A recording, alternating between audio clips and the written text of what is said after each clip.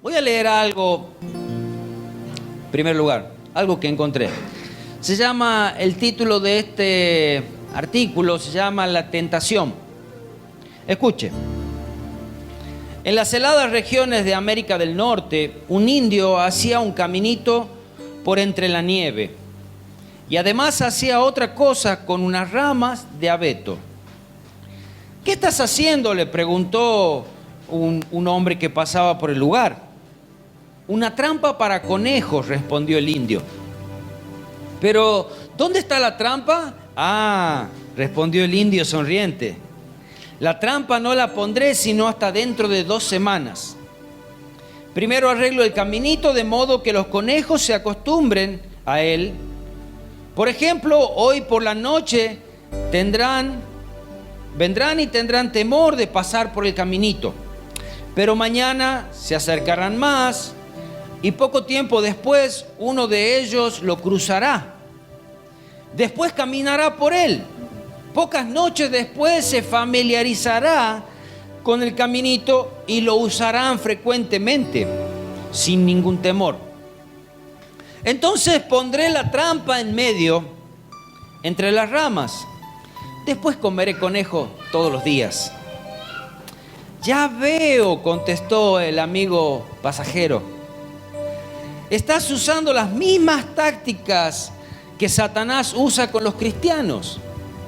Primero los atrae a algo que da la impresión de no es malo ni bueno. Y cuando adquieren confianza, él los atrapa y destruye. La tentación. Una cosa es ser tentado y otra cosa es ser probado. La tentación proviene de Satanás, con la intención de hacerte caer y borrarte de los planes de Dios, mientras que la prueba proviene de Dios, con el fin, con el objetivo de que puedas madurar, de que puedas crecer y formar en ti a ese gigante que Dios quiere de la fe. Las tentaciones y las pruebas. Ahora, lo que también puede suceder es que en medio de la prueba tú tengas tentaciones. Y ahora quiero que me acompañe a la Biblia. En el capítulo 4 de Lucas, allí Jesús también había pasado por tentaciones. El diablo se le acercó. Jesús había sido bautizado. Muchas veces pensamos que somos bautizados y es como que somos inmunes a todos los problemas, a las tentaciones, a los pecados, a las pruebas.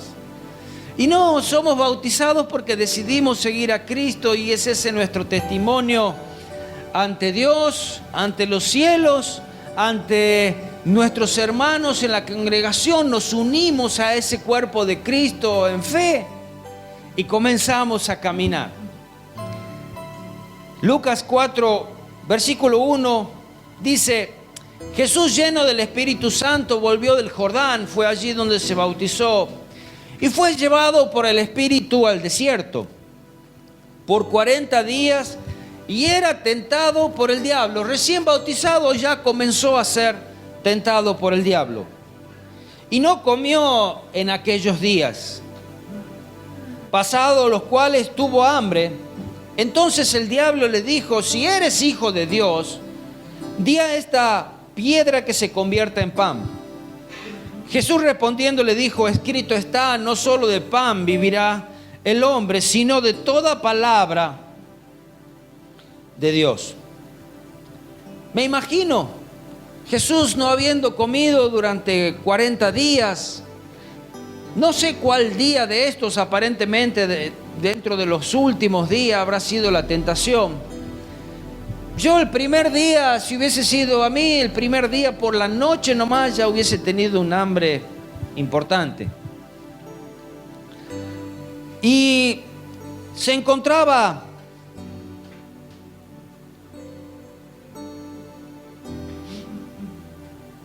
Jesús allí en el desierto, dice que las fieras del campo estaban a su alrededor, los ángeles le servían. Y se encontraba en este momento con una necesidad fisiológica para sobrevivir. Cualquier persona lo haría. Tenía hambre, dice que tuvo hambre.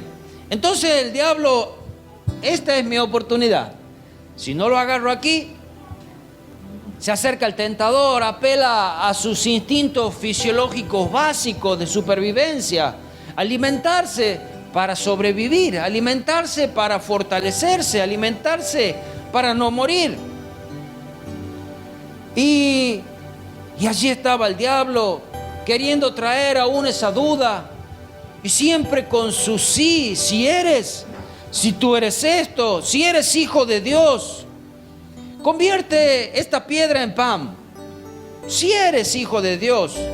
Aún, ¿sabe qué? Hasta la solución le daba.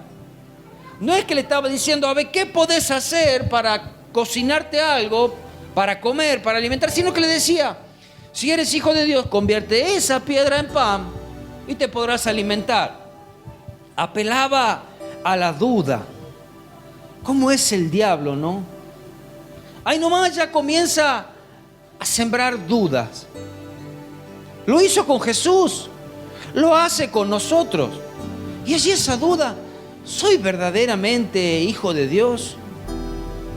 Él es mi Padre, Él es mi protector, Él es mi proveedor.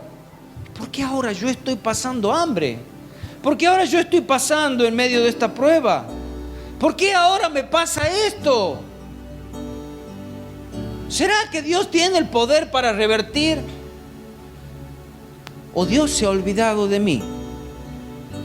Tantas posibilidades entran dentro de esa duda que el tentador pone en nosotros. ¿Y cómo sería si cedemos a esa tentación? ¿Cómo sería si Jesús hubiese cedido a esa tentación? Más sí, tengo hambre y ya está. No lo necesitaba. Sí, total, Dios se olvidó de mí. Además, tengo el poder para convertirla esa piedra en pan. ¿Qué importa? ¿Qué importa la verdad? No espero más y me largo. Pero Jesús tenía una firmeza, y que era que la palabra de Dios habitaba en él. Jesús se pudo vencer esa tentación, y Jesús pudo sobreponerse a esa tentación porque la palabra de Dios fue quien lo sostuvo.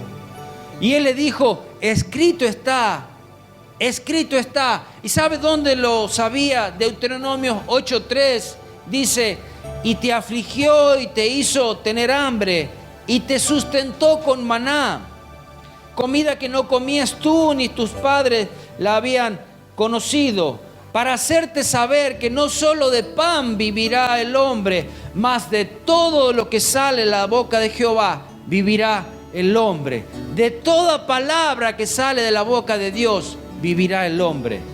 Había la palabra de Dios muy firme en él. Continuaba la tentación y ahora el diablo lo llevaba a un monte alto. Dice el versículo 5, y lo llevó el diablo a un alto monte y le mostró en un momento todos los reinos de la tierra. Y le dijo el diablo, a ti te daré toda esta potestad y la gloria de ellos, porque a mí me ha sido entregada y a quien quiero la doy.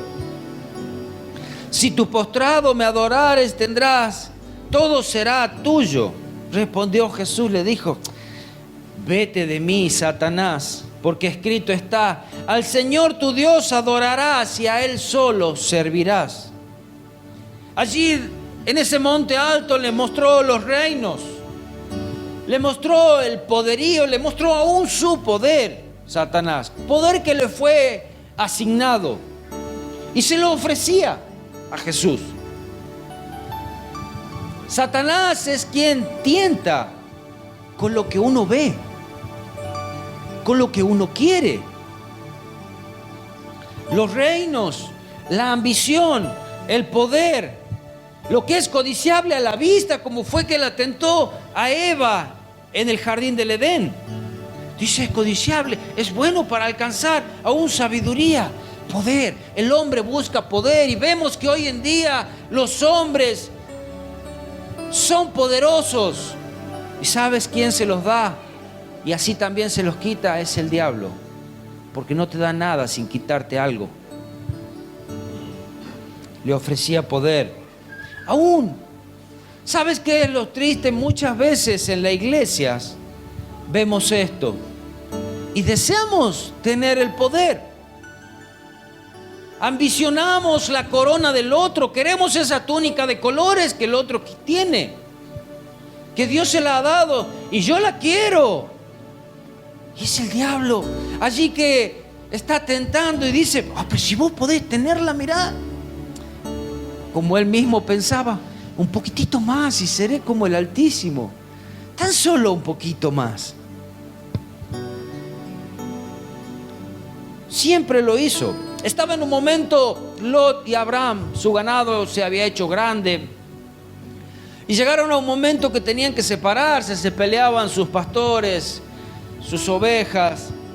Y en Génesis 13, del 10 al 12, allí comenta que fueron a un lugar y bueno, Abraham le decía, escoge tú dónde quieres vivir, dónde quieres habitar, dónde quieres que estén tus animales.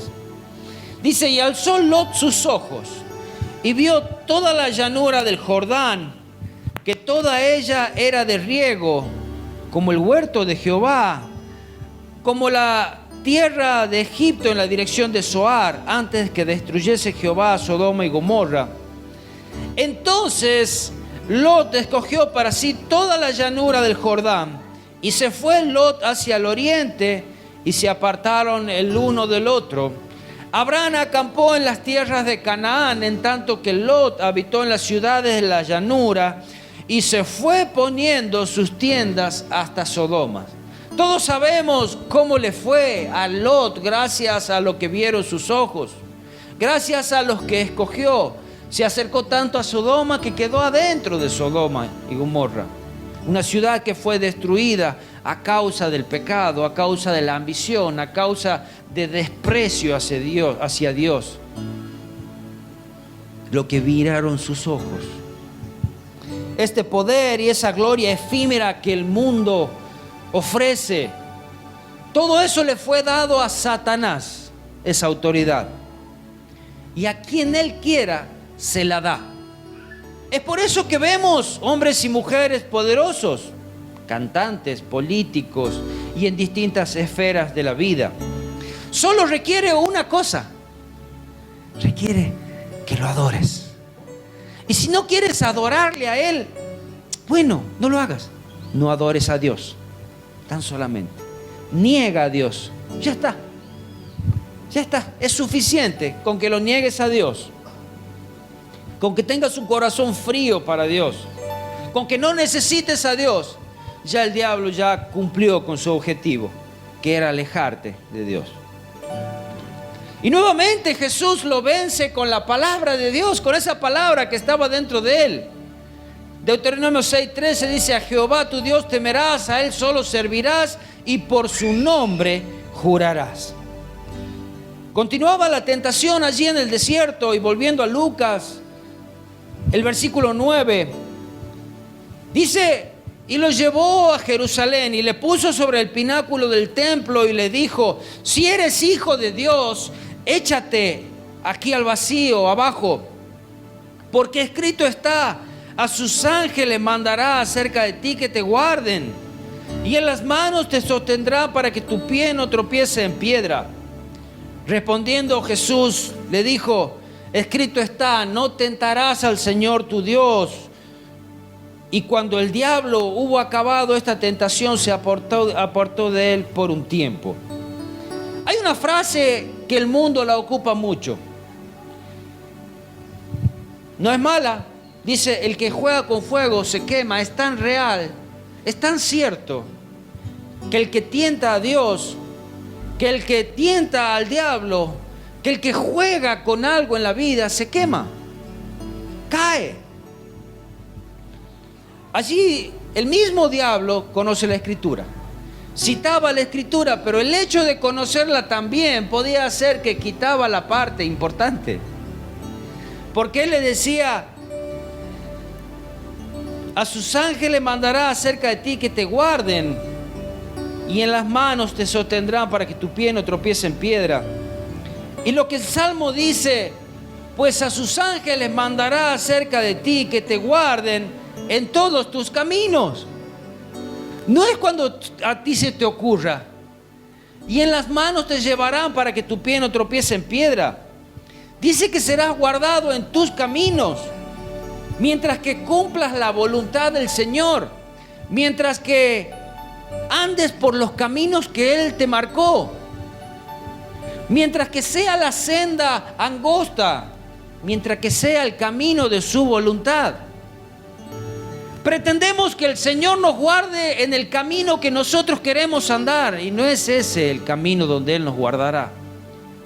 Él no puede guardarnos en el camino ancho, no puede andarnos en la senda que a nosotros se nos ocurre. Como no pudo vencerlo a Jesús, porque la palabra de Dios y la obediencia a la palabra de Dios estaba en Él. Dice la Escritura que lo dejó por un tiempo. ¿Qué significa que lo dejó por un tiempo? Podemos entrar en tentación. Podemos llegar a una tentación.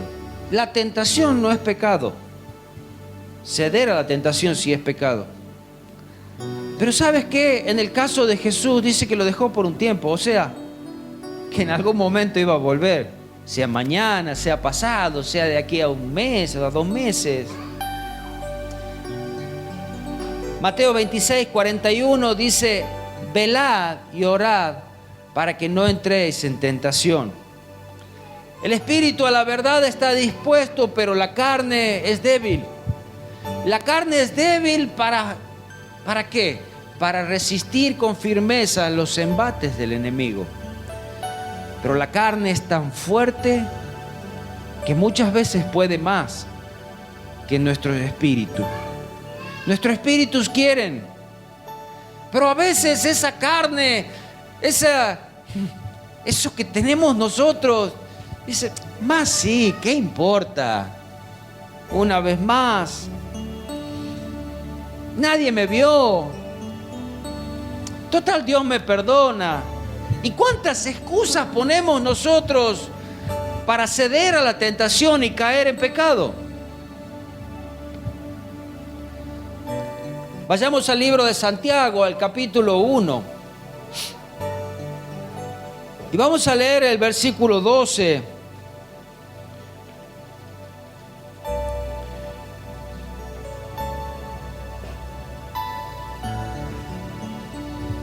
Dice acá, Santiago, Santiago es Jacobo, hermano de Jesús, quien lo respetaba a Jesús como su Señor, y él sabía que era su siervo porque sabía la investidura que había sobre él. No lo menospreció, aún siendo su hermano, hijo de María, sino que lo respetó, lo amó. Santiago fue una de las primeras cartas que se escribe a las iglesias que estaban fuera de Palestina. Se cree que es uno de los primeros libros aún del Nuevo Testamento. Y leamos Santiago 1:12. Bienaventurado el varón que soporta la tentación, porque cuando haya resistido la prueba recibirá la corona de vida que Dios ha prometido a quienes le aman. Cuando alguno es tentado, no diga que es tentado de parte de Dios, porque Dios no puede ser tentado por el mal, ni tienta a nadie. Dios, recuerda, Dios no tienta. Es el diablo el que tienta. ¿Y qué usa el diablo para tentar? Acá lo explica un poco más en este versículo 14. Sino que cada uno es tentado cuando de su propia concupiscencia es atraído y seducido. Todavía el diablo sabe lo que hace, utiliza y algo que hay dentro nuestro Esto es la concupiscencia, es ese deseo desenfrenado de las cosas terrenales. Es ese deseo desenfrenado de darle rienda suelta a nuestros instintos. Eso es la concupiscencia. Y de pronto hay algo que mis ojos miran y dicen, pero está bueno, che. Así como quizás lo dijo Eva en voz alta en algún momento. ¿Qué será ese árbol? Y ella lo miró. Y allí se acercó. ¿Qué?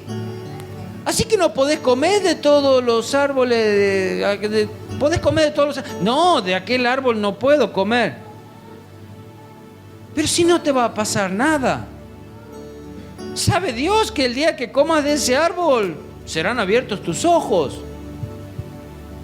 Y allí hay algo que había dentro nuestro. Se acercó la tentación. Y de pronto algo que te hablaba al oído y te decía, no es tan malo.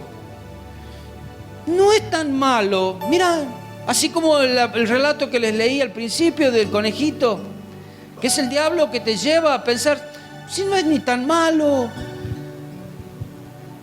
Es como el agua. No es mala. Entonces dice, la concupiscencia después de haber concebido da a luz pecado.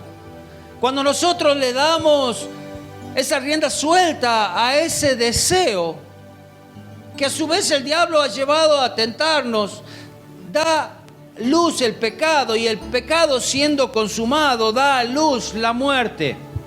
Entonces, ¿cuándo es que es pecado la tentación? Cuando les damos esa rienda suelta, y allí es el pecado, y el pecado lleva a la muerte.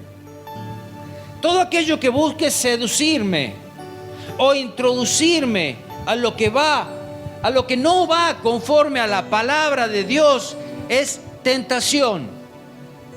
Todo lo que me seduce a ir en contra de Dios es tentación. Pero todo proceso, adversidad que se presenta en nuestras vidas, las cuales lleva a acercarnos más a Dios y buscarle y depender de Él, esto se llama prueba. Este es el proceso que Dios utiliza para hacernos crecer, para acercarnos a Él, para que un día llevemos esa corona, la prueba.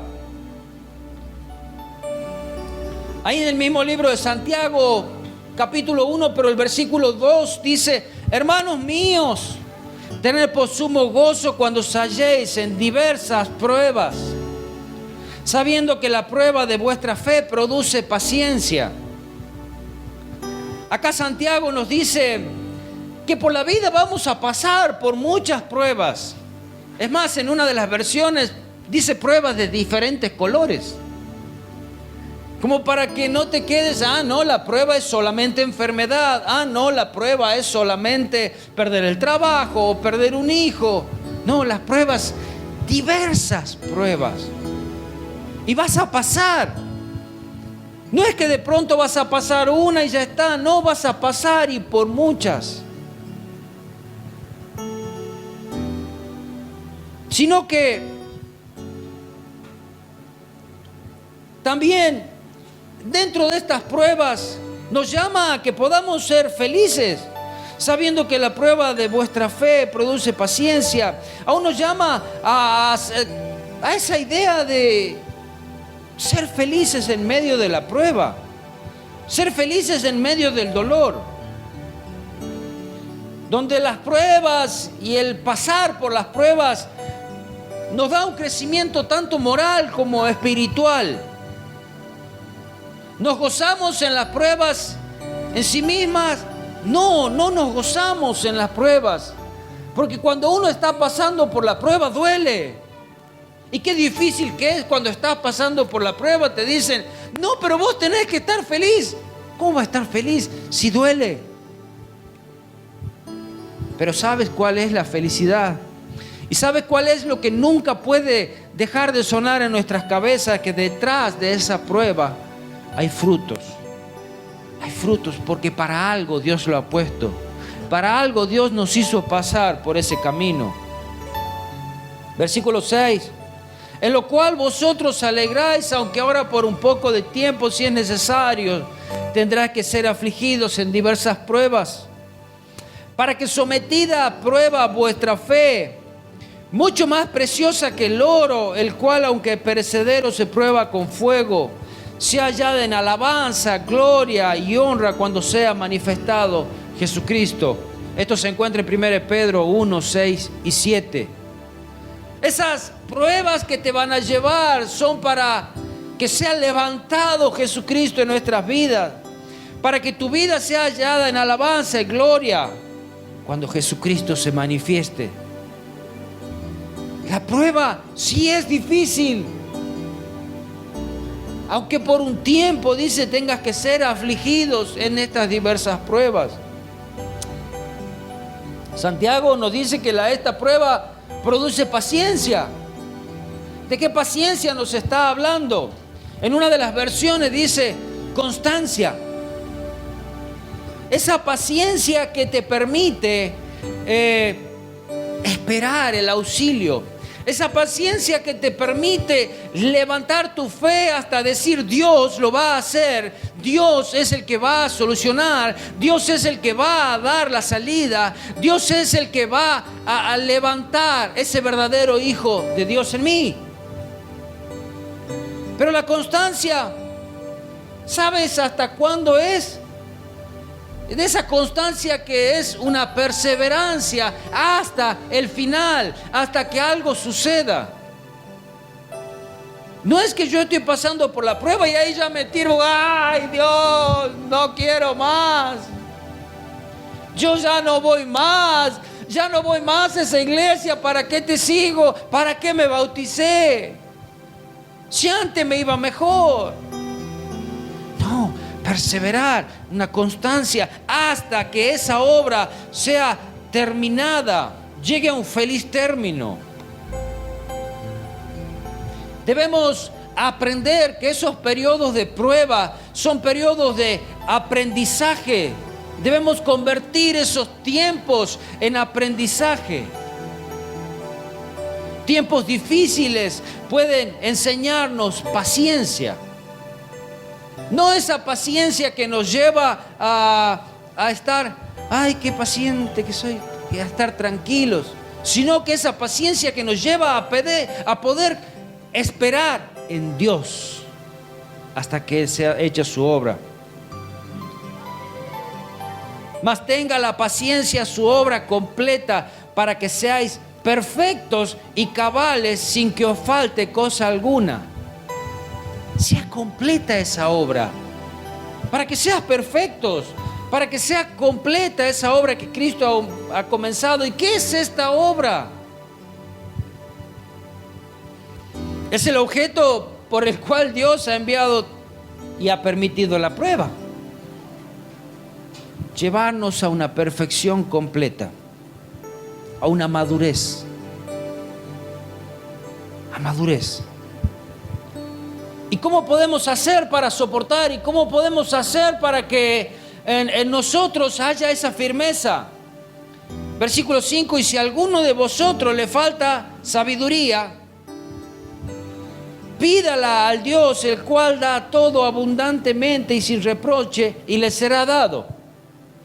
Señor, yo no sé cómo salir de esta tentación. Señor, yo no sé cómo salir de esta prueba. Dame sabiduría. Dame esa sabiduría que viene de lo alto. Pídala a Dios y Él se la dará. Y Él se la va a dar, dice, abundantemente y sin reproche. Pídale. Quizás nunca pidió. Quizás nunca sabía que existía esta posibilidad de pedirle a Él.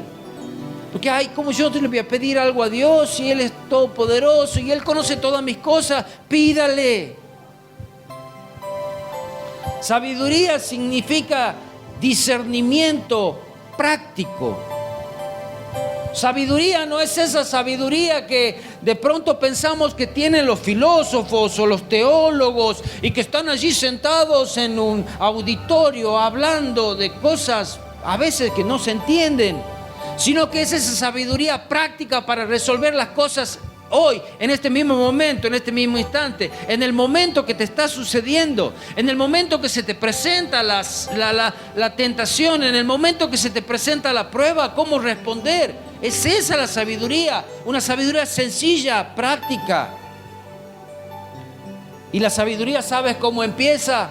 La sabiduría empieza con respetar a Dios, con honrar a Dios, con poner a Dios en primer lugar. Y esa sabiduría nos conduce a una vida recta, a una vida entregada a Él, que podamos distinguir lo correcto y lo erróneo. No lo que yo creo o yo no creo, no, sino poder entender lo que la palabra de Dios dice, lo que Él dice, no lo que yo creo o lo que a mí se me ocurre o yo pienso o a mi manera de interpretar. No es a mi manera, esa es la manera que Dios quiere. Proverbio 1:7 dice: el principio de la sabiduría es el temor a Jehová. Los insensatos desprecian la sabiduría y la enseñanza.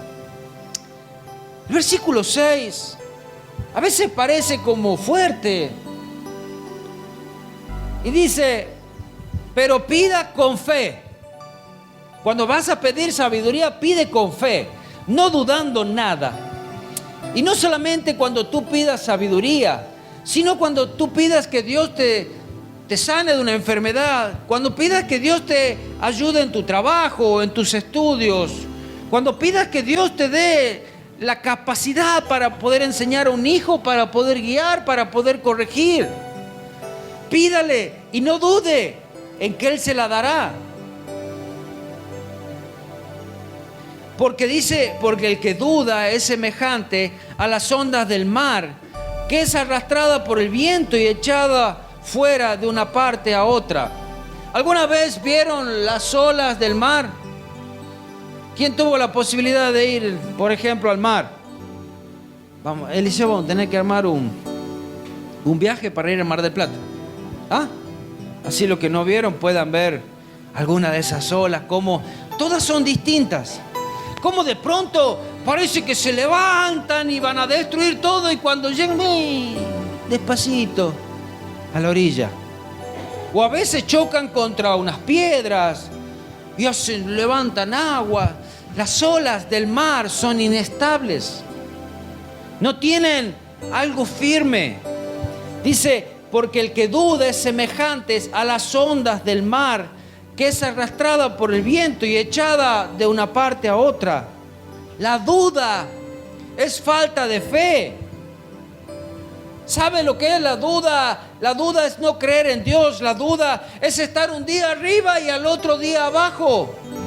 Pero no eras vos el que en la iglesia decías, orabas con fe y cantabas, y al otro día andás arrastrando los pies. ¿Qué te pasa, hermano? No, es que vos sabés lo que me pasa. Si vos supieses lo que a mí me está pasando, vos no me entendés nada a mí.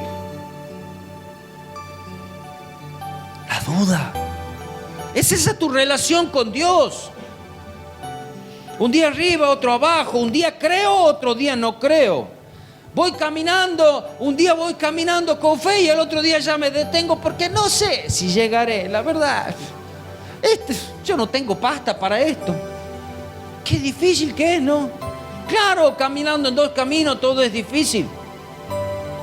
Voy por un camino, pero al momento cambio para otro camino porque pienso que este es más fácil. Claro, el camino ancho, uno puede llevar todas las cargas, las ocurrencias que quiera, pero por el camino angosto es más difícil. La duda lo deja a uno tan vacilante como esas olas que te mueven de un lado para otro. Crea que Dios sabe y que Dios conoce qué es lo mejor para usted. Pídale con fe, pídale creyendo, pídale sabiduría y confíe en que Él se la dará. ¿Y cómo hago yo para empezar a buscar sabiduría? Haga como hizo Jesús. Jesús se aprendió toda la palabra de Dios. Jesús escudriñaba la palabra de Dios, fue sembrada en su corazón, fue aprendida. Por eso la pudo recitar y la pudo decir en el momento de la tentación. Crea en sus promesas, crea en esas promesas donde Él dice que será tu proveedor, que Él estará en el valle de sombra y de muerte, que no te faltará la comida, que no te faltará la bebida, que no te faltará la ropa. Crea, pero tienes que alimentarte de esa sabiduría también. Versículos 7 y 8 de Santiago. No piense, pues, quien tal haga que recibirá cosa alguna del Señor. ¿De qué está hablando? De aquel que es inestable. No espere que Dios haga algo. No espere que Dios haga algo cuando usted vive en sus ocurrencias y quiere vivir y gozar de los beneficios de Dios. No crea que usted va a vivir en el mundo, pero va a reclamar a Dios protección para sus hijos, alimento. No crea, no lo va a conseguir. Lo dice acá, no piense quien tal haga que recibirá cosa alguna del Señor. Aquel que camina sin fe, aquel que duda en lo que pide el Señor. Versículo 8. El hombre de doble ánimo es inconstante en todos sus caminos. ¿Qué es esto, un hombre de doble ánimo? Un hombre que tiene doble vida, hombre y mujer. Uno que en la iglesia aparenta ser una cosa, pero afuera es otra. Es un hombre de doble ánimo, de doble personalidad.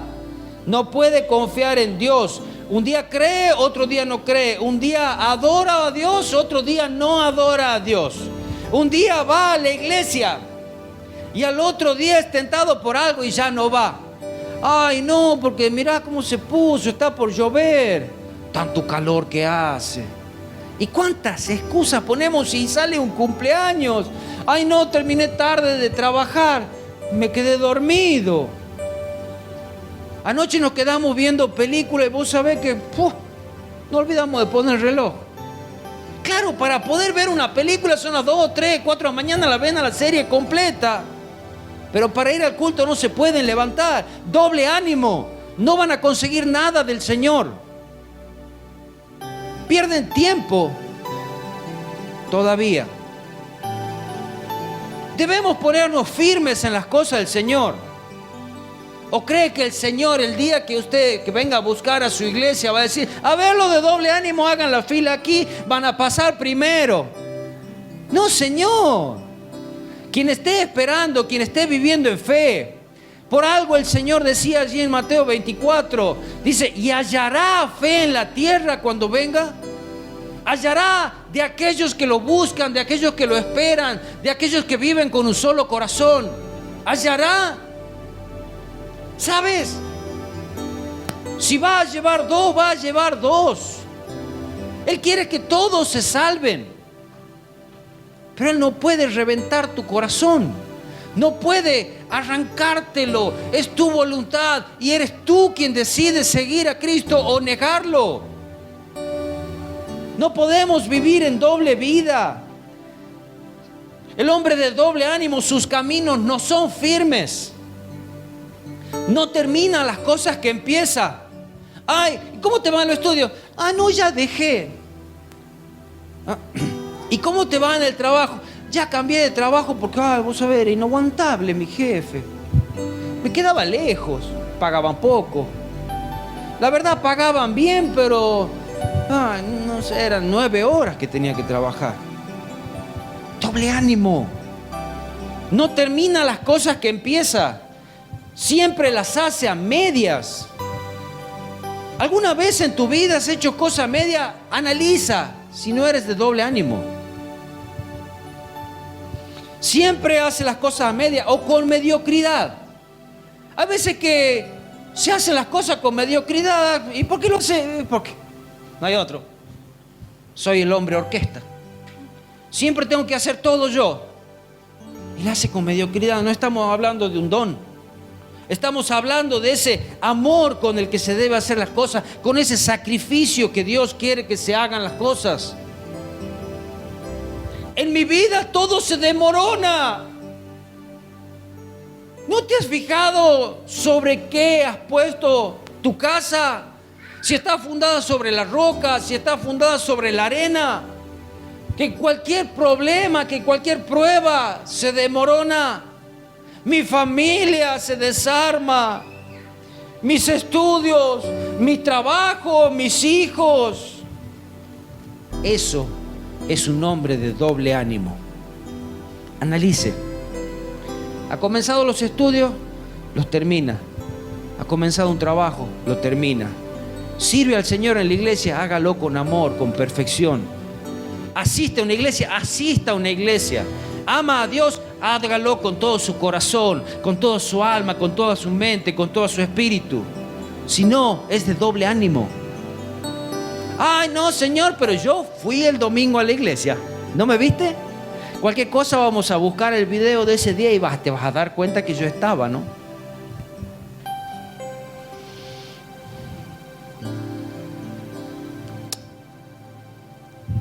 El hombre de doble ánimo no está fundado en la palabra.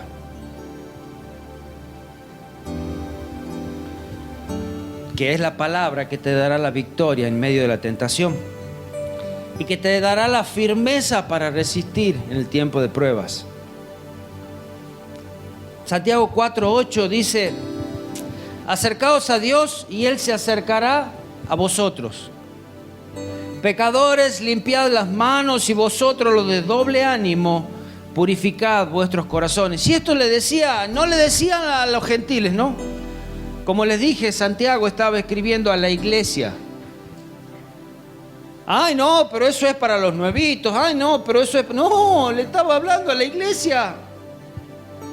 Acercaos a Dios y Él se acercará a vosotros, pecadores, limpiad las manos, y vosotros, los de doble ánimo, purificad vuestros corazones. Acércate a Dios, arregla tus cosas con Él, ora con fe, clama con fe, pide sabiduría. Y recuerda que así como lo dijo en la oración del Padre Nuestro, y no nos metas en tentación, ora todos los días: Señor, líbrame de la tentación, y no nos metas en tentación, mas líbranos del mal, porque tuyo es el reino, el poder, la gloria por los siglos. Ahora, cuando estés en un momento de prueba, recuerda, como dice en Isaías 43:2, cuando pases por las aguas, yo estaré contigo. Y si por los ríos, no te anegarán. Cuando pases por el fuego, no te quemarás, ni la llama arderá en ti. Cual sea la prueba que estés pasando, sepa que Dios está contigo. Crea en Él, pero sé de un solo ánimo. Solo búscale a Él. Porque cuando pases por la prueba, si no estás firme en Él, si hay un doble ánimo en tu corazón, va a ser un tormento que no vas a saber ni cuál es el final, que no vas a saber ni cuál, ni para qué, ni por qué a mí. Tantas preguntas te vas a hacer. Firme en el Señor. Amén. Necesito que entendamos esto.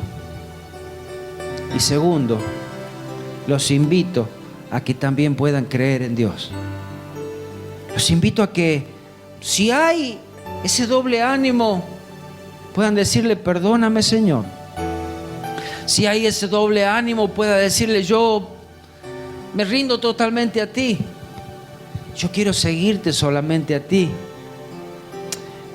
Mucho tiempo no sabía que estaba mal en jugar contigo, pero ahora quiero servirte solamente a ti, seguirte, amarte con todo el corazón, con toda el alma, con toda la mente. No quiero vacilar como las olas del mar. No quiero fluctuar en la fe. Quiero ser firme.